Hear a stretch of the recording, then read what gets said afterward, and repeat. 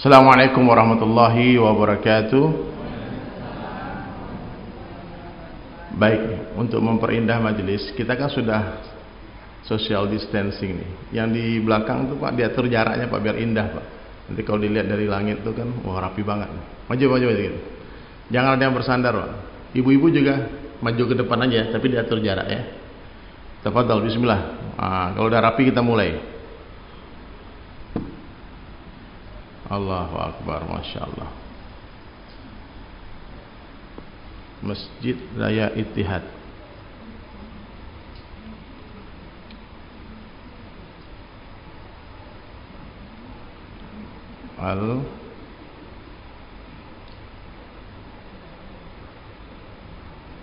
Ayo Bu, maju ke depan insyaallah.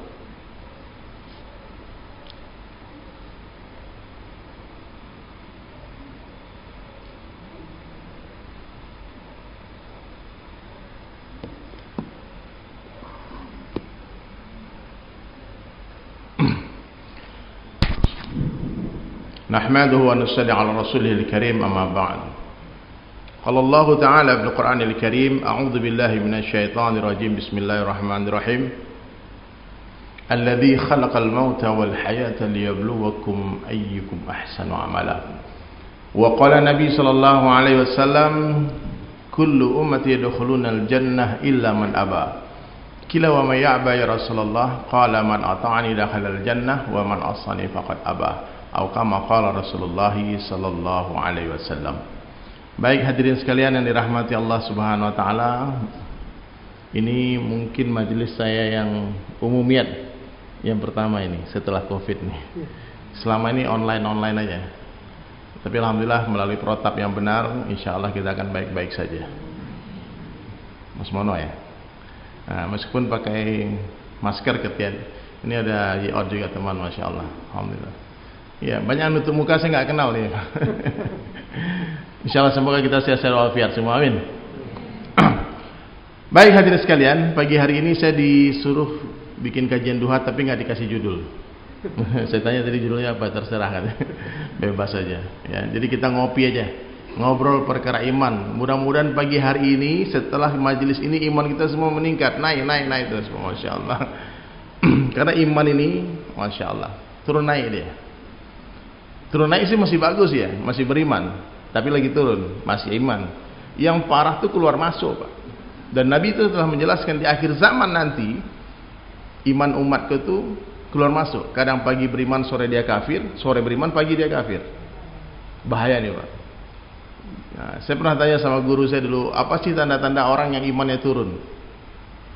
Tanda-tanda orang yang imannya turun itu yang dia buat itu cuma perkara yang fardu saja. Sholatnya 5 waktu, subuh, zuhur, asar, maghrib, isya di masjid. Ini iman ya, laki-laki ya. Qabliyah enggak dia, ba'diyah enggak dia, witir enggak, tahajud enggak, duha enggak. Itu orang lagi imannya turun. Dia cuma mengamalkan yang fardu. Tapi ketika iman orang sedang naik, yang fardu ini kurang Pak. Oh, dibabat habis sama dia duha, dia sholat duha. Sebelum zuhur dia datang duluan, dia sholat dulu qabliyah, setelah itu dia ba'diyah. Makanya tanda-tanda orang imannya lagi naik itu dia bertanya bagaimana sempurnanya amal.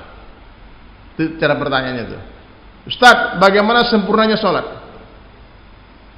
Tapi kalau orang yang imannya turun bertanyanya beda. Boleh enggak? Ustaz, boleh enggak sholatnya enggak di masjid? Apa jawaban Ustaz? Ya boleh, kalau nggak dibilang nggak boleh dia nggak sholat. Boleh nggak Ustaz sholat nggak pakai gamis, pakai baju kaos saja, oblong? Boleh. Ustaz boleh nggak pakai kaos singlet sholat? Ustaz? Boleh. Pakai sarung aja yang penting aurat ketutup. Tapi kalau orang yang sempurna imannya pertanyaannya beda. Apa pertanyaan Ustaz? Bagaimana sempurnanya sholat saya? Kamu datang sebelum azan, kamu sholat tahiyatul masjid dulu, kemudian kamu sholat setelah azan sholat qabliyah. Selama dia sempurnakan gerakanmu, pakaian yang terbaik, pakai parfum yang terbaik, pakaiin semua, pakai imamah 2 rakaat dengan sorban lebih baik daripada 70 rakaat. Terus apalagi Ustaz? Apalagi Ustaz? Nah, jadi kalau kita nanya boleh enggak itu tandanya orang iman lagi drop itu. Lagi turun imannya. Tak boleh nggak kalau pakai hijab itu sederhana kecil aja? Oh, boleh. Boleh nggak pakai yang ini? Boleh. Tapi kalau orang yang sempurna imannya, dia akan bertanya bagaimana sempurnanya hijab itu. Paham ya? Nah, jadi mudah-mudahan kita semua dalam keadaan beriman yang lagi naik imannya, amin. Nah, bagaimana cara meningkatkan iman? Rasulullah sallallahu alaihi wasallam menjelaskan dalam satu hadis sederhana aja, kata Nabi, jaddidu imanakum. Saya setiap tausiah pasti hadis ini saya baca karena ini penting banget. Nah, coba diikuti semua, coba biar hafal hadis ini, jaddidu imanakum. Sekali lagi. Nah, biar hafal imanakum. Perbaharui iman kalian, kata Nabi, tingkatkan iman kalian. Lalu seorang sahabat bertanya kepada Nabi, kaifa nujaddidu imanana ya Rasulullah? Bagaimana cara memperbaharui iman kami ya Rasulullah? Maka Nabi sallallahu alaihi wasallam menjawab, akthiru min qawli la ilaha illallah. Ayo semuanya, la ilaha illallah. Banyak-banyaklah kalian mengucapkan kalimah la ilaha illallah. Berapa banyak? Sebanyak-banyaknya, zikran katsiran. Sampai kapan? Sampai kita mati dan di akhir kalam kita mampu mengucapkan la ilaha illallah. Dan Nabi memberikan janji. Nabi tidak pernah berdusta. Apa kata Nabi? Siapa yang mati dan di akhir kalamnya dia mampu mengucapkan la ilaha illallah, dakhalal jannah, pasti masuk surga. Saya beberapa kali melepas orang nazak sakaratul maut itu tidak mudah mengucapkan itu. Karena apa yang keluar di lisan itu apa yang ada di hati. Kalau kalimat itu tak ada di hati, tak mungkin keluar di lisan. Kalau orang selama hidupnya hari-hari bicara dunia, mendengar dunia, melihat dunia, fikirkan dunia, maka dunia ada di hatinya. Kalau yang dibicarakan tiap ketemu ngomong dunia aja. Bagaimana bisnis, bro? Mantul, mantap betul, mantap. Udah berapa cabang sekarang? Bakar-bakar di mana lagi sekarang? Mas Sono ayam bakar ya, udah berapa cabangnya? Katanya bangun rumah, di mana aja rumahnya? Vilanya? Dunia aja dibahas. Ya Pak, ada orang kalau kita ketemu dia yang dibahas itu cuma dunia aja. Kalau kita lihat dia, bahkan bertambah kecintaan kita kepada dunia. Bahkan ulama pun dua Pak, ada ulama ini, ulama akhirat, ulama dunia. Bagaimana ciri-cirinya? Kalau ulama akhirat kita dengar dia bicara, rindu kita kepada akhirat. Ada ulama dunia, kalau kita dengar dia bicara, semakin cinta kita kepada dunia. Aneh Pak, habis pulang pengajian ya, tadinya zuhud, hidup sederhana, pengen jadi orang kaya. Itu habis mendengar pengajian, maaf ya saya sebut nama orang-orang ya, tapi ulama dunia, ulama itu dua. Maka hati-hati dalam mencari guru. Dunia ini apa hadirin sekalian? Dunia ini segala sesuatu yang membuat orang lalai dari Allah, jauh dari Allah, itu dunia. Dan itu bisa saja bisnis kita, bisa saja itu pekerjaan kita, profesi kita, apa saja. Bisa saja suami, anak, istri, jadi dunia. Tapi kalau semua itu membuat kita semakin dekat dengan Allah, kita buka toko, dengan adanya toko kita semakin dekat dengan Allah, kita rajin-rajin bersedekah, kita bahkan bisa berangkat orang haji umrah, itu akhirat. Dulu sebelum punya toko 5 waktu berjamaah di masjid, tahu-tahu kasihan nih ada satu orang jamaah yang punya duit, panggil dia, kamu nih orang baik nih, saya modalin kamu. Habis dimodalin gak ke masjid lagi. Itu dunia Pak. Tapi habis dimodalin tambah semangat ke masjid, itu akhirat. Paham ya Pak ya? Jadi dunia itu jangan dipikirkan, cinta dunia, rumahnya bagus. Sebagus apa rumah di dunia ini, hadirin sekalian? Sebagus apa? Ada yang punya rumah berbatanya emas?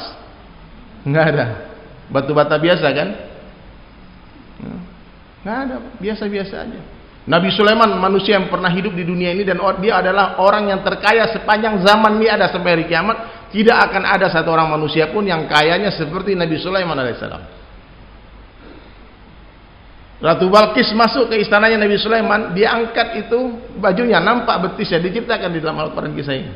Nabi Sulaiman tundukkan pandangan, dia pikir dia masuk ke dalam sebuah kolam yang ada ikannya. Ternyata itu lantai rumah Nabi Sulaiman itu kaca Pak. Lantai rumahnya kaca, di bawahnya ada ikan yang berenang. Ada rumah hantu kayak gitu? Itu zaman Nabi Sulaiman. Kerikil yang menghiasi taman istana Nabi Sulaiman itu bukan batu kerikil Pak, tapi mutiara-mutiara berkualitas tinggi ditebar. Karpetnya Nabi Sulaiman alaihissalam itu disulam dengan benang emas murni. Bukan seperti karpet Aladin, karpet Nabi Sulaiman itu ulama sampaikan bisa dinaiki 1000 orang tentaranya. Dan kalau dia terbang gak ribut seperti pesawat Boeing itu, gak ada suaranya. Kalau dia mendarat di padang pasir tidak membuat debu-debu berterbangan berhamburan. Wangi istana Nabi Sulaiman alaihissalam bukan dari parfum. Ini bukan. Ini merusak lapisan ozon, Pak. Dikumpulkan itu kasturi, semua oud, minyak-minyak wangi terbaik di dunia dikumpulkan di satu bejana, maka dipanggil burung-burung, celupkan sayapmu dan terbanglah mengitari istanaku. Hebat. Nah, satu hari Nabi Sulaiman alaihissalam terbang dengan tentara-tentaranya, dia dengar satu orang laki-laki miskin mengucapkan subhanallah. Beliau turun, dia tanya, apa yang bapak ucapkan barusan? Aku takjub ya Sulaiman. Ya. Nabi Allah Sulaiman alaihissalatu wassalam melihat karpet terbang, aku takjub, lalu aku ucapkan subhanallah. Apa kata Nabi Sulaiman? Ketahuilah, satu subhanallah yang engkau ucapkan jauh lebih berharga daripada seluruh kerajaanku. Boleh jadi orang kaya, tapi dalam pandangan kita itu semua harta kekayaan sampah. Sampah. Bisa enggak, Pak? Maka tanda-tanda orang beriman apa? Datangnya dunia tak mengembirakan hatinya, hilangnya dunia tak menyedihkan hatinya. Nah, kira-kira kita bisa nggak? Ada yang begitu nggak di sini? Saya mau cium tangan dulu nih. Datangnya dunia tak mengembirakan hati, hilangnya dunia tak menyedihkan hati. Itu tanda-tanda iman baru mulai masuk ke dalam hati.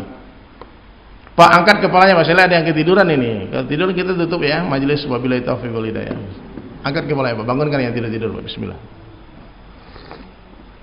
Nah, diangkat kepalanya, Pak.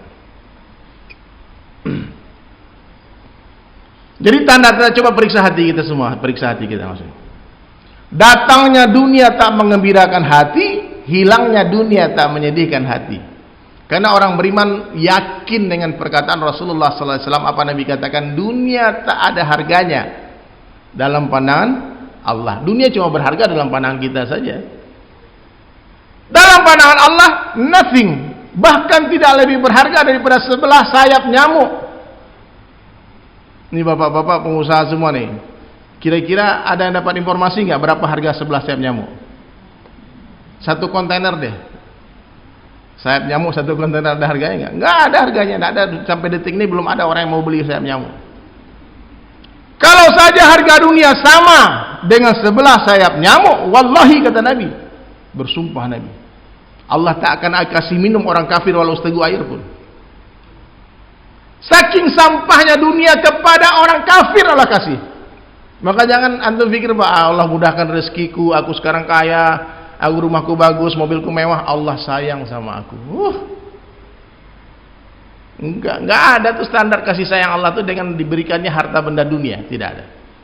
Tanda Allah sayang, Allah berikan yufaqihu fid din, diberikan kefahaman, kefakihan akan perkara agama. Agama ini perkara yang paling penting dalam kehidupan manusia. Kalau kepahaman kita seperti itu, berarti Allah sayang sama kita. Tapi kalau kepahaman kita, oh duit masih duit, nah ini yang berarti jauh. Ini pangkat jabatan nih, kalau aku berkuasa, aku gagah nih, aku mantap ini. Itu tanda-tanda iman masuk ke dalam hati, Pak. Terus bagaimana tanda-tanda orang imannya sempurna? Standarnya siapa? Imannya para sahabat radhiyallahu anhu. Imannya siapa? Para sahabat radhiyallahu anhu. Kalau imannya para nabi, kita tak akan pernah mampu meraih level itu, Pak. Meningkatkan level iman seperti nabi-nabi, nggak akan mungkin. Tapi insya Allah kita bisa menyamai dan meniru imannya para sahabat. Sehingga Nabi sallallahu alaihi wasallam, Allah Subhanahu wa taala menjelaskan janji dalam Al-Qur'an, wasabiqunal awwalun minal muhajirin wal ansar. Orang-orang yang awal masuk Islam dari kalangan muhajirin dan ansar, dan orang-orang yang mengikuti mereka dengan baik. Radhiyallahu anhum wa radu'an. Allah ridho kepada mereka dan mereka ridho kepada Allah. Kita insya Allah akan bisa mengikuti iman sahabat seperti iman sahabat setelah ditinggalkan Rasulullah. Tapi kalau iman sahabat ketika Nabi masih hidup, tak akan satu orang pun yang mampu menandingi. Sahabat itu, Pak, ditanya sama Nabi, hari apa hari ini, tanggal, dia nggak berani jawab, hanya Allah dan Rasulnya yang tahu. Sampai mereka katakan, ya Rasulullah, seandainya kami melihat surga dan neraka dengan mata kepala kami akan dustakan itu. Tapi kami yakin akan kebenaran surga dan neraka. Kenapa? Karena berita itu keluar dari lisanmu yang mulia. Kami tak akan percaya surga dan neraka kalau kami lihat dengan mata kepala kami sendiri. Maka orang beriman itu siapa? Alladzina yu'minuna bil ghaib. Orang yang beriman adalah orang yang percaya kepada yang gaib, kepada yang tidak tampak. Dia percaya dengan berita dari Allah dan Rasulnya. Apapun yang disampaikan oleh Allah dan Rasulullah SAW, sami'na wa ata'na. Hadhihi iman. Inilah iman. Tanda-tanda iman yang sempurna apa? Datangnya dunia mengkhawatirkan hati. Ini ngeri, Pak. Sayyidina Umar bin Abdul Aziz rahmatullah alaih dilantik jadi khalifah, pingsan, Pak. Bukan dangdutan, Pak. Syukuran. Ini kalau kita ceritakan, Pak, banyak orang yang kena. Takut. 1 minggu sakit, Pak. Meriang panas dingin ketika diberikan kekhalifahan. Dia panggil istrinya. Istrinya bukan wanita sembarangan, putrinya raja yang sultan itu. Anak seorang raja. Dipanggil. Wahai istriku, sekarang Allah Ta'ala telah memberikan beban yang sangat berat di pundakku. Ini kata Umar bin Abdul Aziz kepada istrinya. Yang mana beban ini tidak mudah aku lewati. Kita ada perjalanan sangat panjang yang tidak mudah dilewati orang yang memiliki beban seperti aku. Sekarang kamu berpikir baik-baik, wahai istriku. Fikirkan baik-baik. Kalau kamu masih ingin dengan dunia beserta perhiasannya, maka kamu sekarang saya cerai dan kamu cari suami selain aku. Bang, kalau kamu masih ingin dunia beserta perhiasannya, kamu boleh cari suami selain aku. Tapi kalau kau ingin bersama berjuangku dengan untuk melewati beban ujian ini, ujian kekhalifahan, maka lepaskan semua perhiasanmu, serahkan ke Baitul Mal. Semuanya. Aku tidak mau melihat satu perhiasan pun menempel di tubuhmu. Pilih, bersama dengan perhiasanmu atau bersama dengan aku. Apa jawaban istri? Apalah artinya dunia beserta isinya kalau kau tak ada di sampingku. So sweet. 2,5 tahun bila menjadi khalifah, serigala dengan kambing makan satu tempat, nampan. Mereka minum di satu telaga. Tidak ada satu orang pun rakyat waktu itu orang Islam yang menerima zakat. Daging-daging kurban disembelih, dibawa ke hutan, disuapin ke serigala, ke macan, semua jinak. Orang berjalan di hutan tak satu pun binatang buas yang menyerang manusia waktu itu. Di zaman kekhalifahan Umar bin Abdul Aziz, beliau tak tidur sebelum seluruh rakyatnya tidur, tak makan sebelum seluruh rakyatnya makan. Itulah amir, itulah khalifah yang sebetul-betulnya khalifah. Datang ghanimah waktu itu, maka Umar bin Abdul Aziz katakan kepada orang-orang kerajaan, bagikan harta ini kepada orang paling miskin di kerajaan ini. Apa kata penasihatnya? Tuan, kami sudah data semua rakyat kita dan kami tidak temukan orang yang lebih miskin dari Tuan. Ini jadi pejabat, langsung beli villa, apartemen di mana-mana. Ya, kita sangka baik aja. Mudah-mudahan harta itu halal. Tapi paman saya datang hari ini. Paman saya itu wali kota. Wali kota Solo dia. Di Sumatera, bukan Solo ya. Solo. Nanti dibilang politik-politik lagi bilang Solo. Bukan, ini Solo pakai K. Adiknya mama saya. Saya tanya sama dia, Om, dia datang di sini, dia nggak nginep di hotel, dia nginep di mes yang gratis, nggak punya apa-apa. Dan selama dia jadi wali kota, belum 1 rupiah pun uang dia saya makan, karena dia bilang gaji Om cuma 6 juta. Saya bilang itu harga setengah lukisan saya. Itu semua Mas Mono ya, Mas Mono kemarin beli lukisan saya. Itu gaji dia sebulan. Maka nggak mungkin pejabat itu kalau dia bukan pengusaha kaya itu nggak mungkin, Pak. Miskin. Dan saya dengar cerita ini dari beliau. Tidak akan ada orang dikatakan sama penasihat kerajaan, kami tak temukan orang yang paling miskin di kerajaan ini Tuan, melebihi Tuan. Ketika dia meninggal, tak 1 dinar dirham pun dia wariskan kepada anak-anaknya. Ulama menangis berkumpul di jenazahnya, dia di jasadnya yang terbujur sakit. Dia katakan, Amirul Mukminin, berikan sedikit warisan kepada anakmu, jangan kau infakkan semua hartamu di jalan Allah. Sambil menangis dia katakan, kalau anak-anakku anak yang saleh dan salehah, cukup Allah dan Rasulnya kuwariskan kepada mereka. Tapi kalau mereka bukanlah anak yang saleh dan salehah, buat apa aku beri orang-orang brengsek itu semua warisan? Jadi inilah salah satu tanda-tanda orang yang sempurna imannya. 2,5 tahun menjadi khalifah, tak satu kali pun dia mandi janabah. Tak ada waktu dia bertemu istrinya. Siang keliling, datang rumah ke rumah, dia pikul itu semua beras-beras dengan pundaknya. Malam dia berkumpulkan semua ulama muzakarah kematian, tiap malam bercerita tentang mati, menangis. Dia berkhidmat mencucikan tangan para ulama ketika makan. Itu presiden Pak, zaman dulu Pak, namanya Umar bin Abdul Aziz. Setelah Khulafaur Rasyidin, ulama mengatakan beliaulah khalifah yang terdahsyat, terhebat. Itu belum sahabat. Kalau kita ceritakan kisah sahabat lebih ngeri lagi Bu. 2 orang sahabat menolak dunia dengan kedua tangannya, ngeri ya. 2 orang sahabat Nabi saling bilang agak bersih tegang. Kata satu orang, ini punyamu.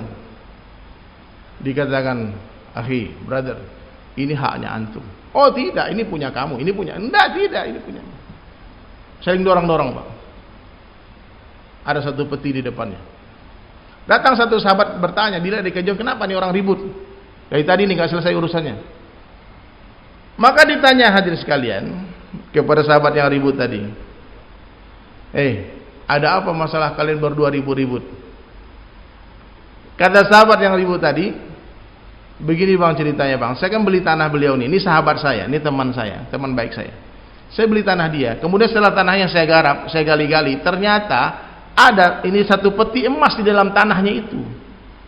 Saya tak pernah berniat membeli emas ini. Niat saya hanya membeli tanah dia. Maka saya hari ini datang ke rumah dia untuk mengantarkan peti emas ini. Apa kata yang penjual? Bro, kalau saya sudah menjual tanah, berarti apa yang di atas tanah, apa yang di dalam tanah sudah menjadi hakmu, milikmu itu. Ini emas ini punya, oh nggak bisa. Ini punya kamu, oh ini punya kamu. Hampir berantem. Ada nggak hari ini orang seperti itu? Coba berdiri Pak, saya mau cium kakinya, bukan tangan lagi Pak.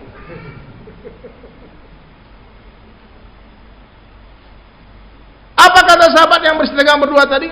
Ya udahlah, biar kita nggak ribut bang. Bagaimana kalau masih buat abang saja? Apa jawaban orang yang ketiga tadi? Sahabat lagi. No. Gak bisa begitu. Kalian mau lepas dari masalah, terus berikan masalah kepada saya. Mereka memandang satu peti emas adalah sebuah masalah. Karena yakin dengan perkataan Rasulullah dan para sahabat. Sayyidina Ali mengatakan rezeki yang halal akan dihisab, yang haram akan diazab. Yang halal akan maka orang-orang kaya ini mah enggak terlambat masuk surga ya Pak. Begitu banyaknya pertanyaan Allah kepada orang-orang kaya. Mobilmu dari mana itu? Cara belinya bagaimana? Benar apa enggak tuh? Jabatanmu bagaimana caranya? Kau tipu enggak dan dapatkan jabatan itu? Ditanya semua, enggak main-main. Dunia ini bukan pengadilan, tempat pengadilan sesungguhnya. Dunia ini tipu-tipu semua, main-main semua. Kekayaan di dunia bukanlah kekayaan yang sesungguhnya. Kemiskinan di dunia bukanlah kemiskinan sesungguhnya. Sahabat yakin perkara ini. Lalu sahabat yang ketiga tadi mengatakan apa? Ya udah, daripada kita bertiga ini ribut, mending kita pergi ke hakim, ke pengadilan, kita tanya siapa yang paling berhak terhadap satu peti emas ini. Datang ke pengadilan, hakimnya pun orang yang sempurna imannya hadirin. Coba kalau hakimnya Bapak Ibu sekalian gimana kira-kira? Orang bertiga bawa satu peti emas dan mengatakan ini kami tidak mau emas ini. Gimana Pak Hakim? Ya udah kalian damai-damai aja ya. Dunia sementara nih ya. Pulang udah dulu. Tenangkan pikiran kalian ya. Nanti ada surat panggilan. Ini BB dulu nih, barang bukti nih. Itu kalau hakimnya mungkin kita ya. Saya pun mungkin begitu. Ini ngapain orang bertiga ribut-ribut, pada ribut kita amankan dulu kan. Hakimnya orang yang sempurna imannya. Dia gak terkesan dengan satu peti emas. Lalu dia cuma tanya, penjual, ya kamu punya anak gak? Ada. Pembeli, kamu punya anak gak? Ada. Gimana kalau anak kalian nikahkan saja? Jadikan emas nih sebagai maharnya. Baru mereka berpelukan Pak. Ini solusi yang terbaik. Ini bukan dongeng bunda, ayahanda, abang-abangku semua. Ini kisah nyata yang pernah hidup. Dan kita bertanggung jawab menghidupkan kisah ini lagi. Yang akan dikenang oleh anak cucu kita. Bapakku tuh dulu begitu, kakekku dulu begitu. Jangan sampai kita meninggalkan jejak digital sebagai seorang penjahat di bumi ini. Sekarang hati-hati Pak, ini zaman sosial media. Orang nge-tweet 11 tahun lalu, 10 tahun lalu masih ada hari ini. Meskipun dia udah bertaubat.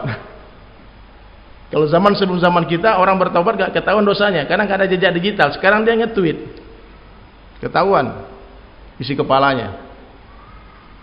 Ya, maka mulai hari ini sahabat sekalian, yakinilah dunia bukan tempat tinggal kita, tapi dunia adalah tempat meninggal. Dunia bukan tempat tinggal kita, tapi dunia adalah tempat yang akan kita tinggalkan. Suka tidak suka, siap tidak siap, rela atau terpaksa, kita pasti akan tinggalkan ini dunia. Ya. Allahu Akbar. Kita cari yang terbanyak ya, dikasih yang paling gede, yang sebanyak mungkin. Gak apa-apa, banyak ikhlas ya. Daripada nggak sumbang tapi nggak ikhlas lagi. Ada orang Pak kalau kita minta sumbang dia ngomel, oh nyumbang. Udah ngomel nggak nyumbang. Kalau mau ngomel juga nyumbang yang banyak, boleh, silakan. Ya, tabungan akhirat. Jadi hadirin sekalian dirahmati Allah Subhanahu wa taala, banyak-banyaklah mengucapkan la ilaha illallah di mana saja, kapan saja, jumpa siapa saja, katakan la ilaha illallah. Ketemu orang kaya, katakan hai orang kaya, ucapkanlah la ilaha illallah. Harta kekayaanmu bukan kau yang punya, tapi siapa yang punya? Allah yang punya. La ilaha illallah. Ketemu orang miskin, katakan hai orang miskin, sabar, dunia sementara, akhirat selamanya. Orang miskin 500 tahun lebih masuk surga dibanding orang kaya. Malaikat malu nanya orang miskin. Mau dihisap malaikat kan? Tatap-tatapan mereka berdua. Apa? Ya udah masuk. Kasihan. Selama hidup di dunia nggak pernah punya rumah, ngontrak aja. Nggak pernah punya mobil, naik Grab kemana-mana. Ya Pak, nggak apa-apa Pak. Bukan kehinaan itu. Orang yang merasa mulia dengan mobil mewah, dengan rumah mewah adalah orang yang rusak imannya. Ya Pak, mobil itu tidak bisa membuat derajat orang mulia Pak, nggak ada. Kita punya mobil mewah nih, antum punya Ferrari, Lamborghini, punya mobil-mobil mewah Pak. Itu cuma orang shock cuma 1 detik aja. Mobilnya, habis itu biasa aja. Antum sampai mati mikirin cicilannya, stres. Tetangga udah kagum, takjub, orang kampung, oh luar biasa. Proposal datang setinggi ini, orang minta sumbangan. Nggak disumbang, disumpah-sumpahin orang. Ah orang kaya pelit, dia nggak tahu nih utang cicilan berapa sebulan. Stop riba ya. Stop riba, stop kredit itu stop. Saya kemarin 2 orang datang ke rumah saya. 2 orang datang, dia nggak berani curhat. Dia akhirnya dakwah. Datang 3 kali dia datang, tapi dia mau menceritakan permasalahan hidupnya, dia nggak berani. Kemudian saya ajak dia silaturahmi ke tempat satu orang teman saya, ke Bang Martin.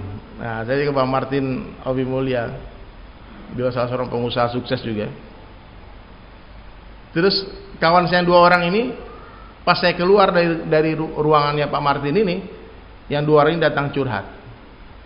Curhatnya apa? Saya udah 3 bulan Mbak bayar cicilan, sekarang diteror sama debt collector. Dia pikir mungkin dapat bantuan pinjaman atau sebagainya dari Pak Martin, kan dia orang kaya kan. Tahu jawaban Pak Martin apa? Bagus, telepon sekarang itu debt collectornya, kasih mobil, bilang aku mau balikin mobil. Solusi itu riba. Allah memerangi riba. Nggak main-main Pak. Stop. Nggak sih, alhamdulillah nggak punya cicilan apa-apa. Bos pun nggak punya apa-apa. Alhamdulillah nih dari Sulaiman nih sampai detik ini belum punya 1 meter tanah pun di dunia atas nama saya, belum ada. Nggak apa-apa. Karena nggak mampu beli. Pada kredit ngapain? Nggak ada. Kalau di Padang ada harta tuh, harta pusaka tuh jatuhnya ke perempuan, bukan ke laki-laki. Kita nggak punya apa-apa. Istri bilang kredit tuh pinjam, no. Allah kasih kita ambil. Kalau nggak dikasih nggak apa-apa. Ngapain harus bang? Saya pernah coba punya dulu, kemudian cicil-cicil. Aduh, kegelisahan di malam hari, kehinaan di siang hari. Dunia jadi sempit. Mau masuk lewat jalan itu ada rumah orang kita utang nggak berani lewat depan rumahnya. Ngeri nih Pak. Akhirnya Pak, pas ngomong itu debt collector telepon. Dia dengan senyum katakan, Pak boleh ke rumah ambil mobil. Saya nangis Pak. Takjub itu orang berani mengorbankan itu Pak mobilnya. Mobil freight, saya ingat. Udah, dia pulangkan mobil, hitung-hitungan dapatlah cash, kembalian uang sedikit untuk modal usaha. Tenang, Allah akan ganti dengan bisnis yang dengan mobil yang lebih baik. Terus minggu lalu dia datang ke rumah saya. Datang ke rumah, dia bilang, ya karena ada acara di rumah Mas Mona ya. Dia datang sampai jam 11:30. Mereka suami istri cari-cari Grabnya nggak dapat. Oh dapat. Pas Grab datang, terus istri saya bilang, Abi, itu kan ada mobil, kita kan ada mobil 2 tuh. Satu mobil kepakai, satu mobil nganggur aja. Kasih pinjam dia aja dulu sampai dia punya mobil. Grabnya datang, kasih duit balikin, cancel order. Dia bilang, Bang, karena antum sudah korbankan nih, berani lepas dari riba, I respect you. I do respect for you brother. Itu ada mobil pakai. Dia nangis sama istri karena mobil yang saya suruh pakai itu Velfire Pak. Mobilnya cuma freight. Beneran nih Ustaz? Iya pakai. Terus pakai. Besoknya dia telepon mau balik, pakai itu mobil sampai kau punya mobil. Punya Allah kan. Berani korbankan yang haram, Allah ganti dengan yang halal. Yang lebih baik lagi, berlipat-lipat ganda. Nabi Daud alaihissalam, dia menerima gaji dari kerajaan. Suatu hari, dan tidak ada satu orang manusia pun yang lebih soleh dari beliau yang hidup waktu itu. Nabi Daud, dia raja. Kemudian dia bertanya kepada semua orang, apa pendapatmu tentang Daud? Tolong jelaskan. Semua memuji, menyanjung Nabi Daud alaihissalam. Orang hebat, orang soleh, dermawan, orang Masya Allah. Dia tidak puas. Kenapa? Pasti aku punya kekurangan. Berdoa, ya Allah, beritahu ke aku kekuranganku apa. Maka Allah hantar malaikat Jibril menyamar sebagai seorang laki-laki tua. Maka dia datang berjumpa dengan Nabi Daud alaihissalam. Nabi Daud bertanya, wahai orang tua, bagaimana pendapatmu tentang Daud? Apa kata Jibril alaihissalam? Dia orang baik, orang saleh, tapi sayang ya, dia masih makan gaji dari kerajaan. Terus mestinya dia makan dari hasil keringatnya sendiri, bukan dari baitul mal. Itu harta-harta itu milik orang miskin. Raja itu mesti punya usaha sendiri. Di pejabat-pejabat itu mestinya dia punya income sendiri. Jadi betul-betul menjabat itu pengabdian kepada negara, kepada umat, bukan nyari duit. Sekarang orang pengen jadi anggota dewan, cita-citanya pengen korupsi. Teman saya tuh bilang, tak hipno dia. Saya bilang, brother, tatap mataku. Terus jawab dengan jujur, kenapa kau ingin jadi anggota dewan? Pengen korupsi bang. Sumpah demi Allah nih ada yang mengikuti. Itu dia ya, yang lain mungkin enggak ya. Pengabdian kepada umat, berkhidmat kepada umat. Tadi pagi banyak orang mention di Instagram tuh, orang lagi ngimamin sholat meninggal, ajib, Allah, wow, kematian yang indah. Dan ini rahasianya, biasanya Allah Ta'ala akan matikan seseorang sebagaimana keadaan hidupnya, kebiasaan hidupnya, dan akan bangkitkan dia sebagaimana keadaan matinya. Bagaimana hidupmu, begitulah matimu. Ya, kita saling doa saja lah, mudah-mudahan husnul khotimah, amin. Dan kita tergantung niat, bunda, ayahanda. Innamal amalu binniyat. Orang yang berniat menjadi hafiz Al-Quran, lalu dia mati sebelum menjadi hafiz Al-Quran, pasti akan Allah bangkitkan bersama para hafiz Al-Quran. Coba angkat tangan yang pengen jadi hafiz Quran, coba angkat tangan. Pasang niat dulu, pasang niat, angkat tangan aja. Malaikat catat niat kita, pengen jadi hafiz Al-Quran 30 juz. Ya, semua angkat niat ya, niat. Mulai menghafal hari ini. Tahu-tahu mati, baru hafal 1 ayat. Allah akan kumpulkan bersama para penghafal Al-Quran. Ngeri niat ini, Bu. Orang niat pergi haji, belum berangkat haji, dicatat pahala haji. Ada yang mau niat bangun masjid nggak? Coba angkat tangan, pengen punya masjid sendiri, bangun masjid sebelum mati. Angkat tangan aja nggak apa-apa, biar nampak, bukan angkat kaki nih, angkat tangan. Ya Allah nih semua kasih pahala bangun masjid, amin. Ya aku niat ya Allah mau bikin panti asuhan, mau bikin ini semua, silahkan. Nggak bayar pajak tuh niat. Pasang niat sebanyak mungkin. Kalau niat siapa? Saya niat mau pergi berdakwah, Bu, ke seluruh dunia, ke semua negara, Mas Mono. Mau ikut, siapa yang mau temani saya? Amerika, Eropa, Rusia. Saya mau datangi setiap pintu rumah orang. Semua rumah orang saya akan gedor pintu. Itu niat saya. Niat, baru niat. Tahu-tahu keliling, dahulu 3 rumah udah keringatan, capek, duduk dulu istirahat. Insya Allah kita pending dulu ya, nanti kita lanjutkan lagi lain waktu. Iya, nggak mudah. Rasulullah berniat mendatangi semua rumah, dan Nabi mengatakan nanti Islam akan datang ke setiap pintu rumah yang terbuat dari batu ataupun bulu, dan dia akan memuliakan orang yang menerimanya dan akan menghinakan orang yang menolaknya. Hari ini Islam telah datang ke semua pintu-pintu rumah. Tak ada satupun rumah di dunia ini yang belum kedengaran azan di sana. Pintu rumah.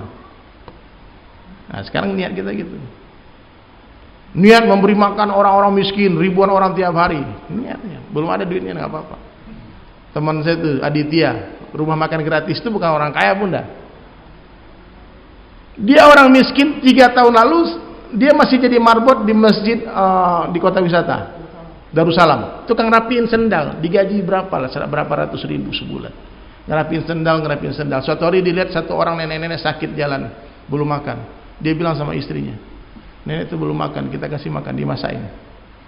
Kemudian senang kali wajah nenek itu, subhanallah. Kemudian dia punya motor butut 7 juta, dia jual. Dia belikan bahan makanan, dia beri makan orang.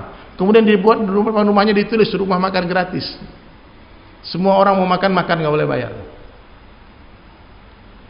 Saya pernah buat ide juga, Mas Mono, bikin rumah makan, bayar makan sepuasnya, bayar seikhlasnya. Masih bayar kan? Ini gratis, Mas.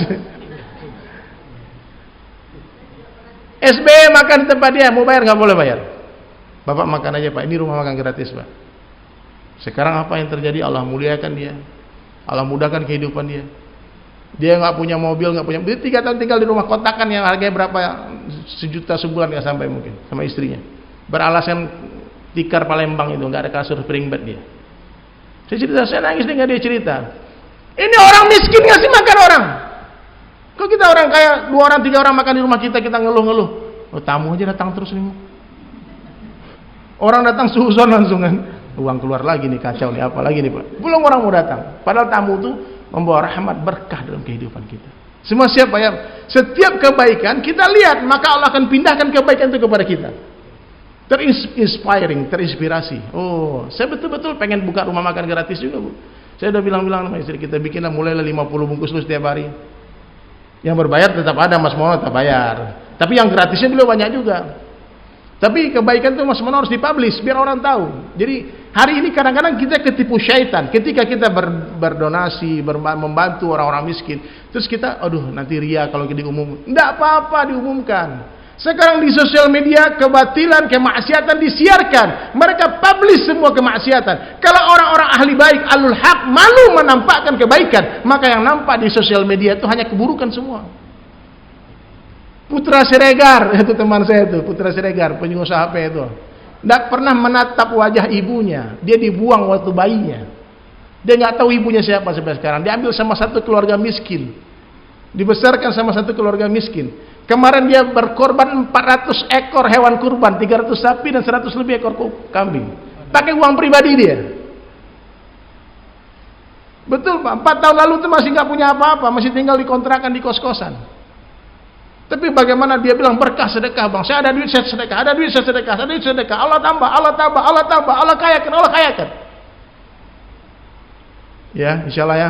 Berkah itu yang penting, Bang. Bunda. Berkah yang penting. Kita pasti, saya yakin semua ini pasti bisa berbuat lebih wah lagi, lebih hebat lagi. Tapi kadang-kadang kita bisa bikin setan. Nanti kamu ria, percuma kamu sedekah, udah simpan aja dulu dah. Saya pernah tuh di komen, ria lo di Instagram kan, posting kebaikan. Ada yang netizen bilang ria lu, terus saya bilang, maaf Bang, ini ria hasanah Bang. Oh ya udah, dia ribut lagi. Kalau kita menampakkan kebaikan, lalu ada orang terinspirasi sebab kita nggak tahu siapa dia, kita nggak kenal siapa dia di dunia, tapi gara-gara kita dia jadi orang baik, gara-gara kita dia bersedekah, gara-gara kita dia bangun masjid, gara-gara kita melihat kita dia akhirnya masuk Islam. Di dunia Allah nggak perlihatkan, tapi di akhirat Allah akan jumpakan semua orang itu dengan kita. Dikatakan gara-gara engkau aku dulu masuk Islam. Bahkan di dunia pun kadang-kadang, saya kemarin waktu berapa bulan itu sebelum Covid ke Cilacap, satu orang peluk saya nangis-nangis. Nggak bisa dia ngomong, terisak-isak deh. Kenapa bang? Ada apa bang? Ada masalah? Dia bilang, bang, doakan anak istri saya masuk Islam. Amin. Kenapa? Saya masuk Islam setelah mendengar lagu abang. Lagu apa? Itu bang, lagu Ajal Tak Menunggu Taubat. Saya ingat lagu itu pernah saya nyanyikan. Itu lagu belum dipublish, Bunda. Pernah saya nyanyikan 5 tahun lalu di acara ngopi di Trans 7 itu. Ajal tak menunggu taubatmu, tak menunggu nanti, bila saatnya tiba, tak ada yang kan kita bawa, semua kan ditinggal, hanya iman dan amal saleh. Itu orang Nasrani dengar lagu itu di TV, masuk Islam. Kebahagiaan yang saya rasakan mendengar cerita itu, saya sudah rasa-rasa masuk surga. Di surga, ya Allah, ada satu orang hamba Allah yang bersyahadat asbab mendengar syair yang saya tulis, saya buat, saya nyanyikan. Bagaimana kenikmatan yang Allah berikan nanti di surga. Ini baru di dunia nih, cipratan nikmat surga. Satu orang dapat hidayah, kata Nabi, gara-gara engkau satu orang dapat hidayah, itu lebih baik daripada seluruh benda yang disinari matahari. Itu lebih baik daripada seluruh dunia beserta isinya. Siap berdakwah, Pak? Bunda, niatkan ya, berpakaian niat dakwah.